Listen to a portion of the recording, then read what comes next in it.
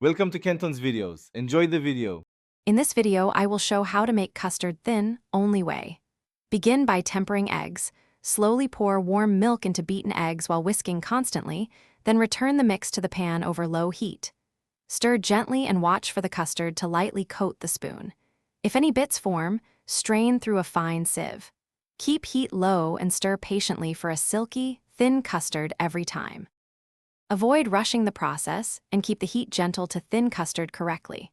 Rapid boiling or tossing cold milk into eggs creates lumps and ruins the texture, so temper slowly and maintain low heat. Continuous gentle stirring prevents hot spots and ensures even cooking across the pan. If it looks like it might curdle, immediately remove from heat and strain.